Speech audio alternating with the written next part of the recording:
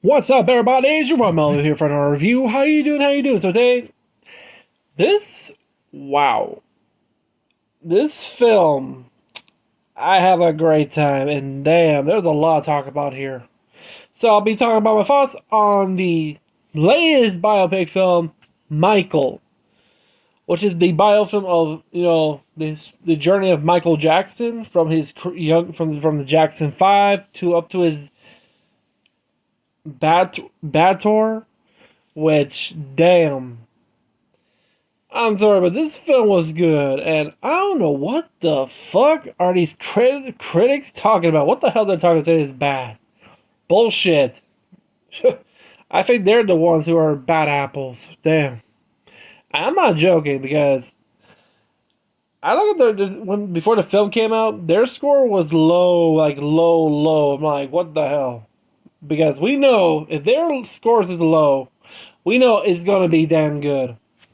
And lo and behold, it did. And damn, it was a good movie. And there were some scenes that I impressed. But there were some scenes that literally, oof, yeah. I think all of you might know what about to talk about. But yeah, before we begin, did you subscribe, to hit the bell. So let's go to the review. Yes, I don't give a damn. That was a good pun though. So yeah, this is a movie that everybody heard about, and this is actually behind the Jackson estate, most specifically, mostly his family. Like, let's see, it actually stars his nephew playing Michael, which I see the photos. He looks just like his uncle, a spin image. I recall the director. I think it was I forgot who it was. Met with his mother, Katherine Jackson, and showed a photo of her grandson playing Michael, and it's like, oh my god, it's Michael, dude. The right there when she recognizes her own I don't know, her grandson, because Jafar is who's Jafar is who I think, yeah, Jafar is Jermaine's son, right? Let me see. Okay, Jafar Jackson. Let's see. Yeah, Jermaine. So he's Jermaine's son. Okay. Which, wow. The moment you realize you see her seeing Jafar as portraying as Michael, man. Plus, not just Jermaine was in. Okay, it's not just Jafar who was starring. Most of the family are mostly helping with the film, which is a lot. If you see the credits, mostly featuring Marlon, Brant, I can't remember the name, but it's mostly everybody from the Jackson family. Almost everybody, which is insane. There was a write-up, a change-up of the ending, though, because of an issue, which I think you all know what it is. The fact that principal photography began in 2024 and finished in May, and we waited like 3 years, wow. I think it would be a good reason. And the fact this film, the critics think this film was bad. I call it bullshit. This film was damn good. Especially if you look through. Okay, you look through. This is his journey. Like, I know this. People say it was going to be his full life. Actually, no, because spoilers alert. Well, I don't call it spoilers because everybody knows.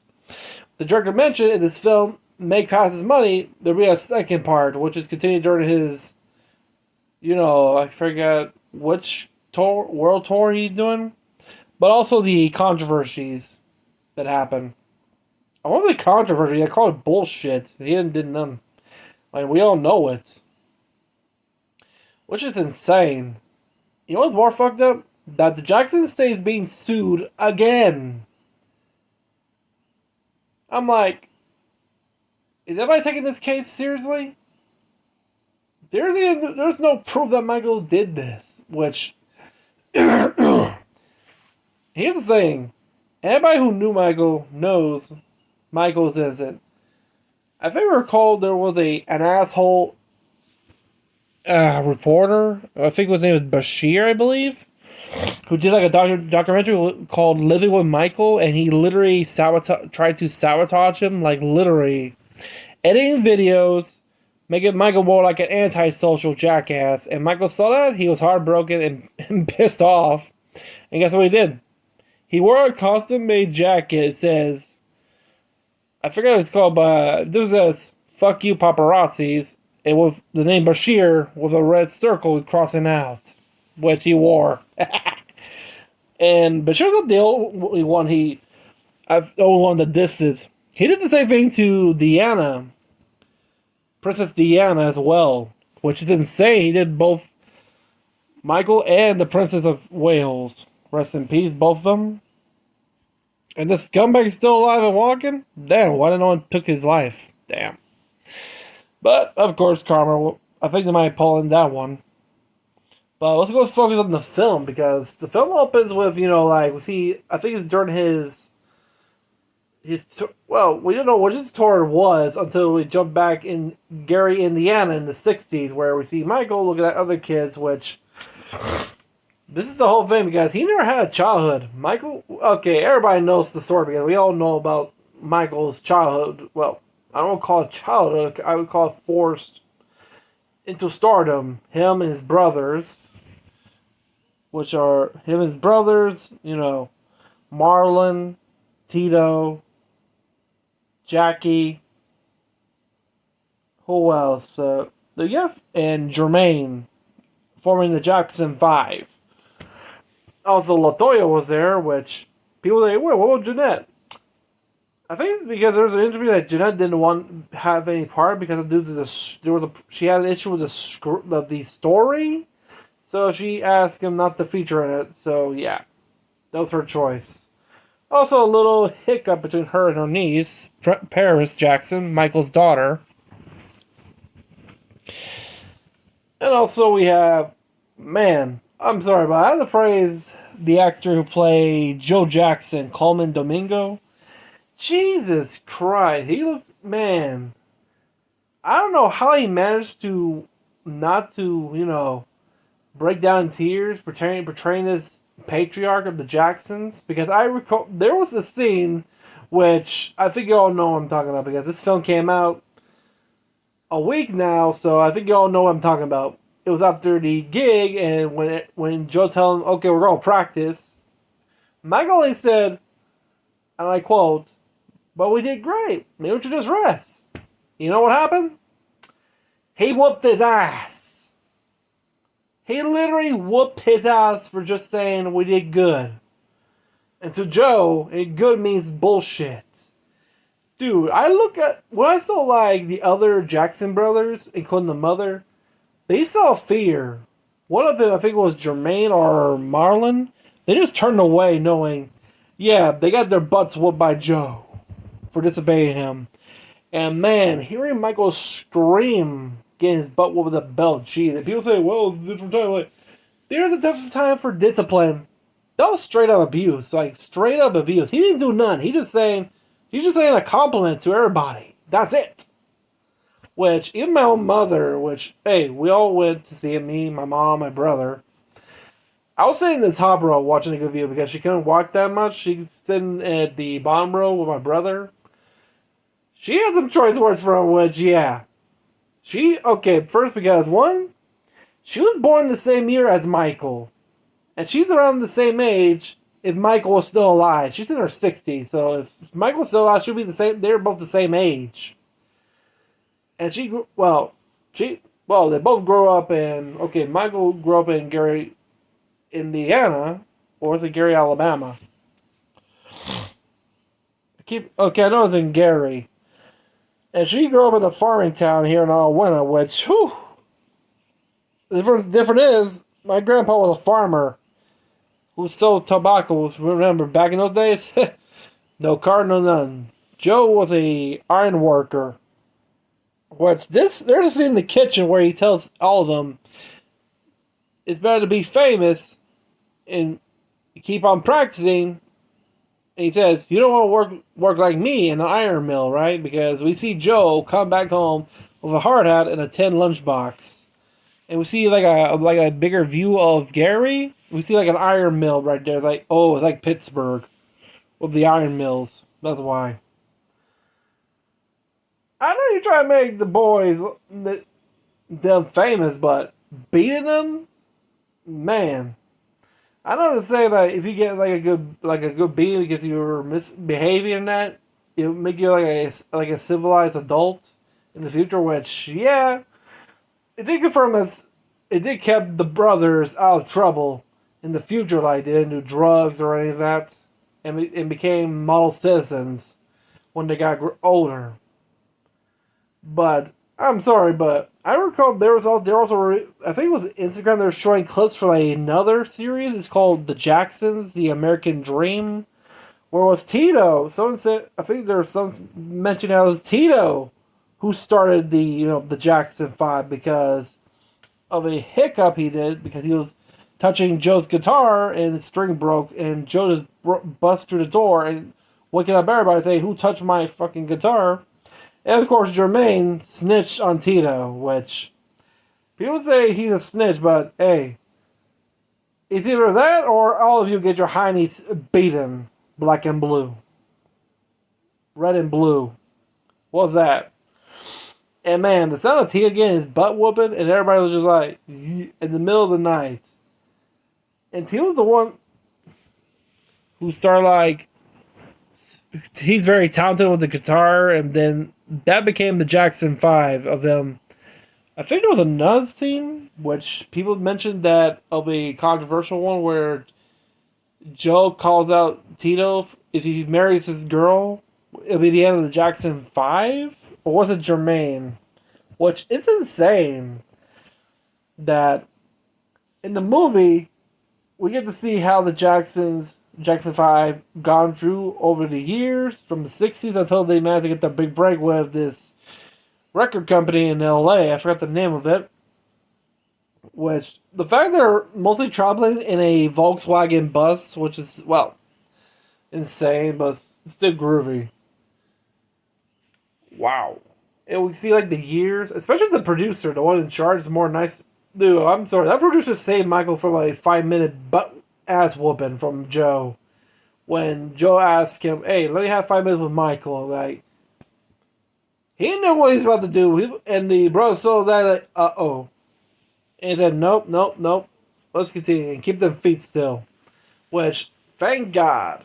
I forget, what was the name of the producer? Let me check. They usually have the names here. Let's see.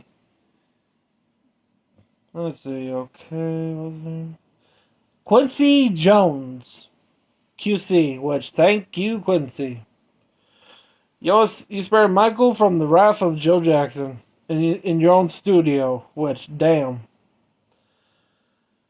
And also, I think the one fatal mistake that Joe did was also the introduction of Michael's own bodyguard, Bill Bray. Which, was it Bill Bray?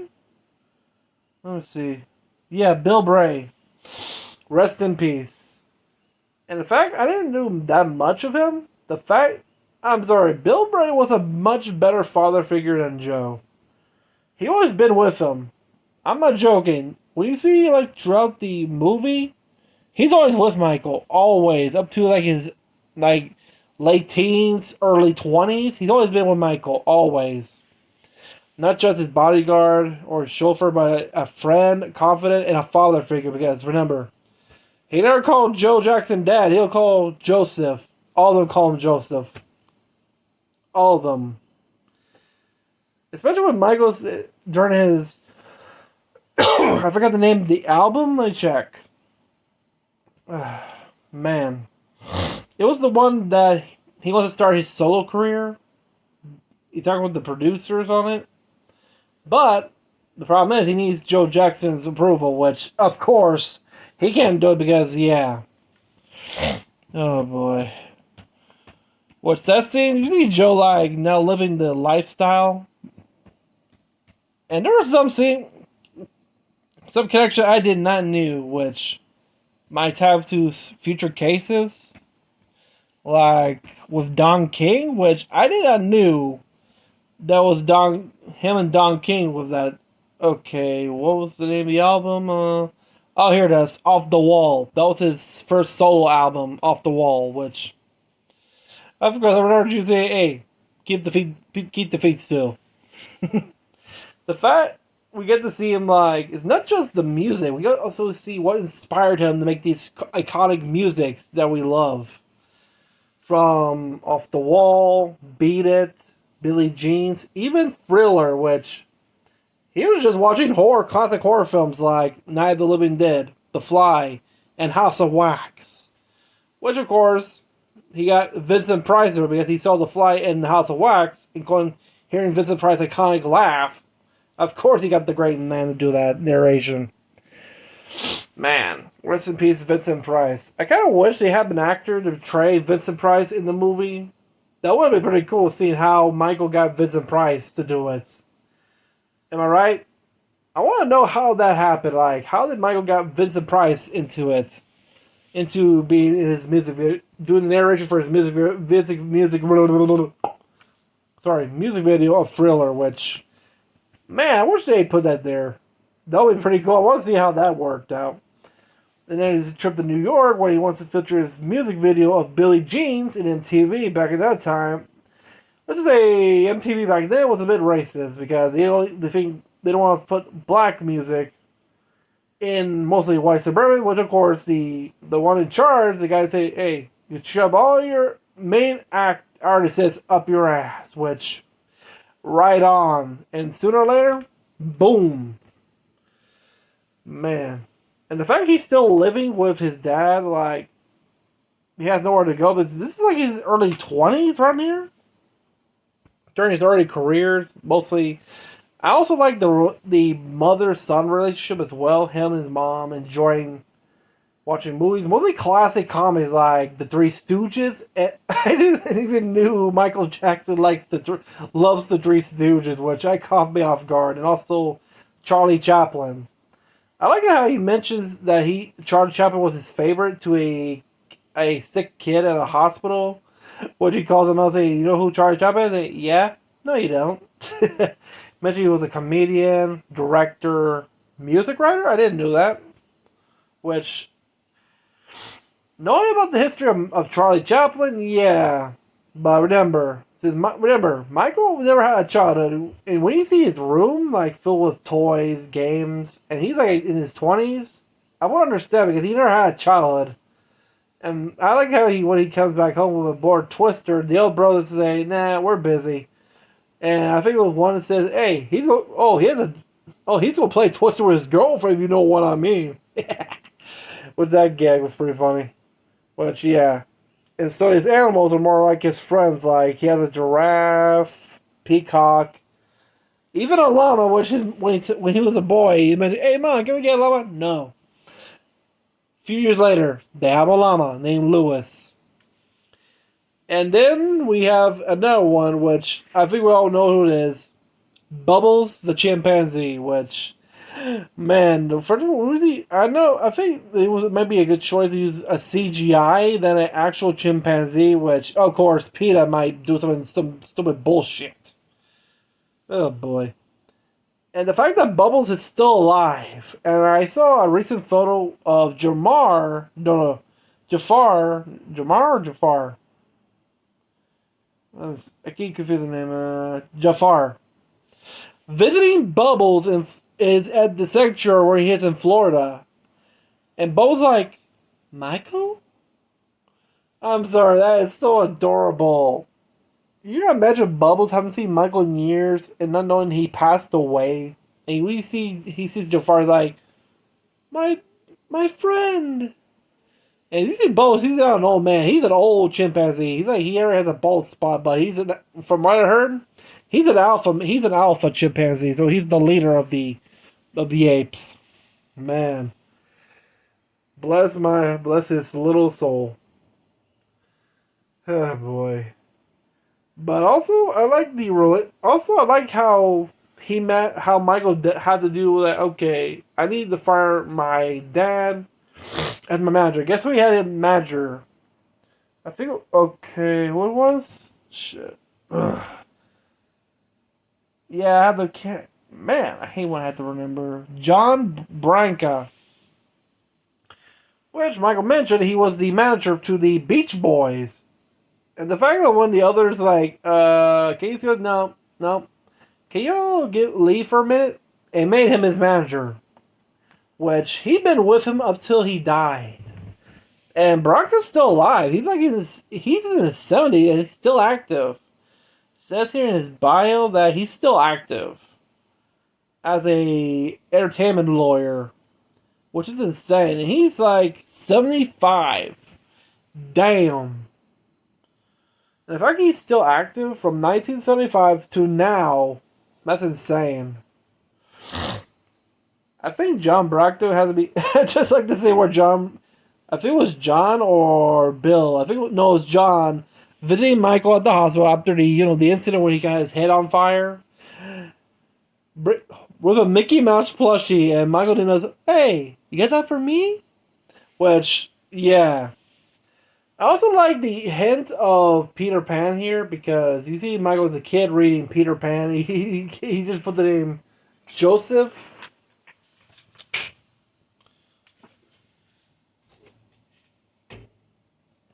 Sorry about that. It's all the same. I just like to see where you see Michael reading the book under the sheets. He's reading Peter Pan, and guess what? He put his dad's name next to Captain Hook as Peter Pan shoves him towards the crocodile. Which, then in fact, he managed to do it in his final tour, which I think was called the Victory Tour. And which Michael says will be the final one of both him and the brothers perform at the Jackson 5 until they got together for one more time on September of 2001. More specifically, the day before 9/11, which it was in Madison Square Garden, which, oh boy. I wonder how they'll handle that one for the second one, because this will be Michael from the 90s up to the 2000s, which I wonder how this will handle, because you imagine the people in the concert have to go to work a day, and then imagine one of those concert goers were working at the World Trade Center towers, the Twin Towers. Imagine that. Whew. Imagine they made poor choice words. I'll die happy. Here comes tomorrow. Is that a plane? Yeah. Which is insane. But I just like how the Pepsi commercial happened. It wasn't because Michael chose it. It was because Joe wanted to keep Michael in the Jackson 5, even though let's say Joe's a bit more manipulative, controlled, because he wants everybody, because he says his family is better. But in reality, Joe just wants, because this is something that Joe never had, and he just wants, that. And the fact that Don King was in this as well, because everybody hates Don King for what he did with Mike, when he was Mike Tyson's manager, which of course kind of screwed up his career. Not just him, but other professional boxers as well. Of the Pepsi commercial, which of course he asked Michael to do one more performance, one more tour with his brothers for Pepsi, which of course we got to see the scene where he got his hair caught on fire, he got his scalp burned, which, damn. And the fact that Joe wanted Michael, he wants to know when he's ready to leave, which, I'm sorry, but your son almost got burned. And you only care about the performance? Man. Not just his wife knows it, but also his brother, his sons, and his daughter as well. Which they look at him like, what the fuck? Man. I got that Bill Bray and John Branco were always with him. They're like two of his closest friends. And the only ones who understand his vision. You know what's more sad? It's about, about Bill Bray, which at first, we didn't understand the character. We got to know him When I looked up his history, he was a former police officer, and damn, he retired from being his bodyguard when he was 75, I believe. 70, 75, around there. And then he was sick, and Michael actually paid for his medical expenses, but in 2005, he passed away, which, at the age of 80, that actually devastated Michael. He literally went hysterical when he heard the news that Bray passed away.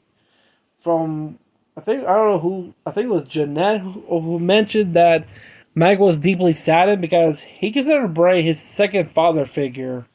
And he's been with him since he was a kid. Like, Joe was the one who signed him as his bodyguard when he was a child. When the Jackson 5 was big, which is insane. Rest in peace, Bill. You're awesome. I like also how Michael is more like the most generous guy ever. He's not greedy or none. He just goes to the same toy store in LA and goes to children's hospitals in incognito and surprises the kids with toys and also talk with them. Which, especially the money that he won from the lawsuit against Pepsi from the incident, he used it for all the money was going to use for the children at the burn center to have going the expenses paid for the parents who couldn't afford it. Man, and people say he's a monster? I'm sorry, but I don't know where did people get this stupid idea. Oh, the media, right. Which, you know what's insane? The very critics who say they hate this film, they prefer the documentary series Leaving Neverland, which is a stupid piece of garbage. And the fans know it, literally, because the fans hated it. Here's the thing, they're going to do a third one.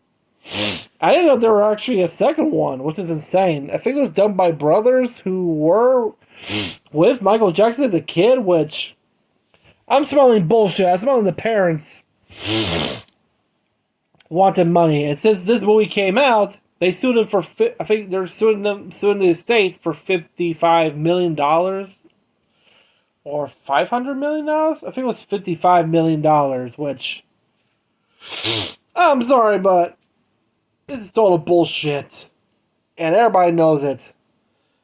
And the fact that it has to be around the time before the Epstein files, that there's a photo of him with Epstein, which, first of all, if you look at Michael's face, he's uncomfortable being next to him. And plus, he's Michael Jackson. How many people want to take a photo of him? A lot. So it doesn't mean he actually knows Epstein. Period. And he was with his wife at the time, which she did confirm they're only there because the house he wanted to check out actually belonged to Epstein. That's it. And he actually loved kids. He wants to protect the children. He cared about them. And here's something I didn't realize when he was reading the Book of Neverland. That was actually become his reality of creating Neverland Ranch. A place where every kid can have fun, family together, like a mini Disneyland. But when that abuse scandal appeared, that kind of ruined it. I don't know what happened to Neverland Ranch. I don't know if it's still owned by the Jackson family. Which, let me check. Let me see. Who still owns the Neverland Ranch? It says still in the Jackson estate. Okay. Who owns the Neverland Ranch now? Okay, it was okay. So, the Neverland Ranch. Okay, it says billionaire businessman Ron Burkle owns the former Neverland Ranch, known as Sycamore Valley Ranch, having purchased it in 2020 for $22 million. A co-founder of Yucapa Companies and former associate of Michael Jackson, acquired the 2,700-acre California property as a land banking opportunity, which... Yeah. The fact that his friend bought the property, which...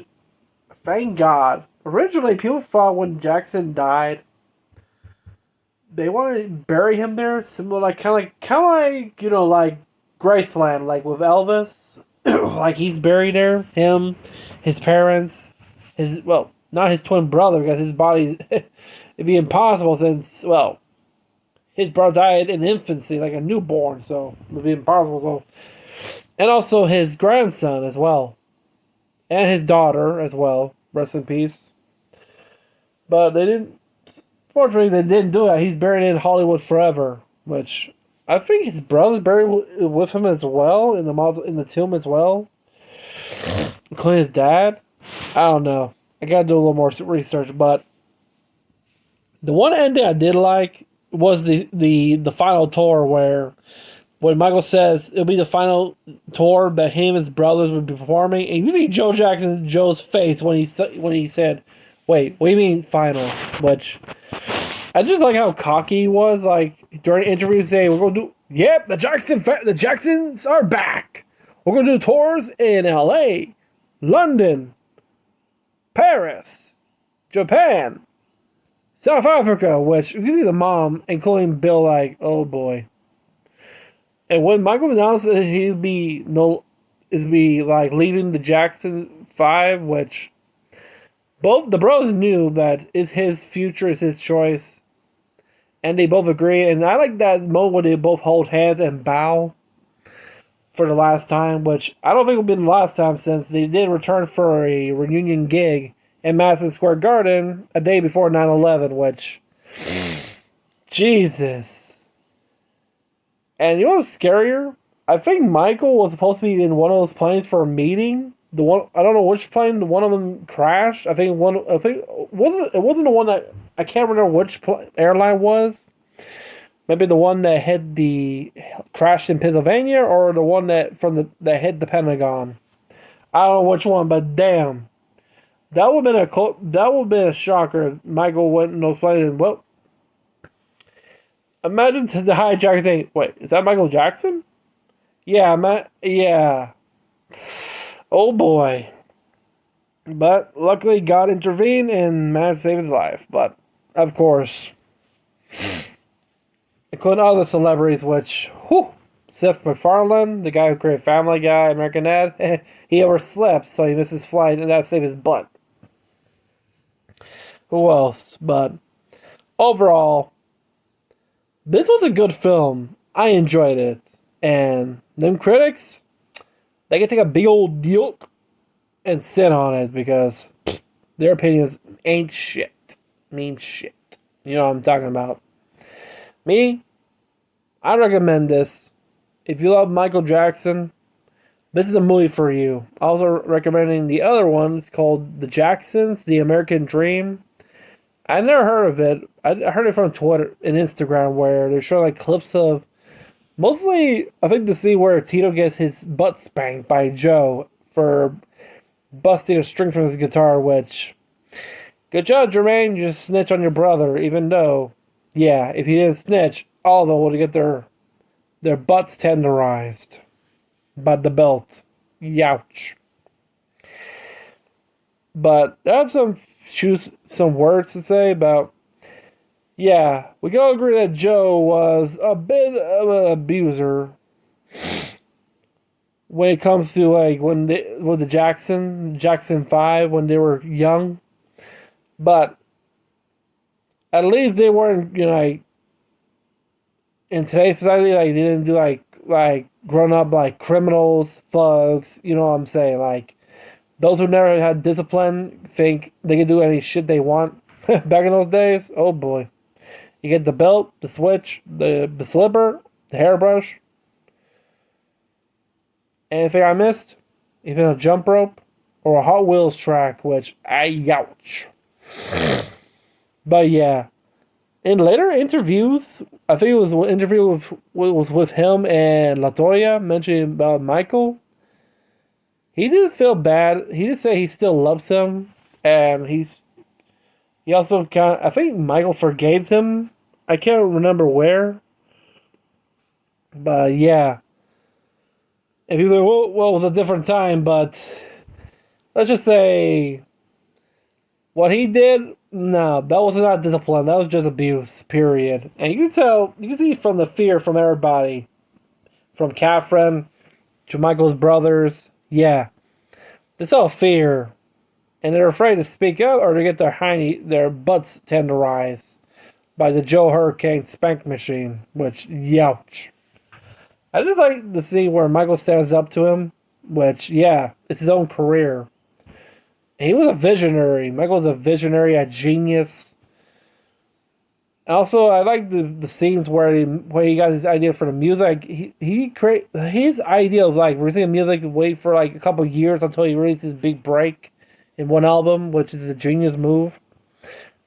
For each song, like Billie Jean's, Beat It, Thriller, which we all know because we see the clips of watching horror films. I gotta watch a feature to see where he got the idea. How did he manage to get his hands on? Got Vincent Price to be the narrator for his Thriller music video, which I want to know about that. We all want to know about that, but who knows? Who knows? But yeah, if you're a fan of Michael Jackson, you enjoy his music. If you enjoy the movie, give a like to this video. That'll be awesome. And if you haven't seen the movie, go watch it. You'll enjoy it. You'll love it. Man, you'll dance to it. But yeah, I think that'll be it for today. And if you enjoyed this review, give a like to this video. And also, subscribe if you're new to the channel. And also, rest in peace, Michael. Also, Tito. Bill Bray. And yes, even Joe, which, yeah, he may be an abuser, but at least he managed to forge the Jackson 5, who they are now in legend. I guess gotta give him the old beating. He said, "You want to get to heaven? Okay, have to beat you every ounce of it that you give your sons." That's his one way to get to heaven. Let God give him the beating that he gave to his sons. That'll be amusing. And you see Michael and Tito like, yep. The fact that Tito passed away 2 years ago in 2024, that's insane. And Joe passed away in 2018, so wow. Jesus. But overall, this was a good movie. I enjoyed it. Man. And it got me some thinking, but that'll be a different video for one day. But yeah, until then, have a great day, have a great night, stay safe, peace out, see ya, ciao.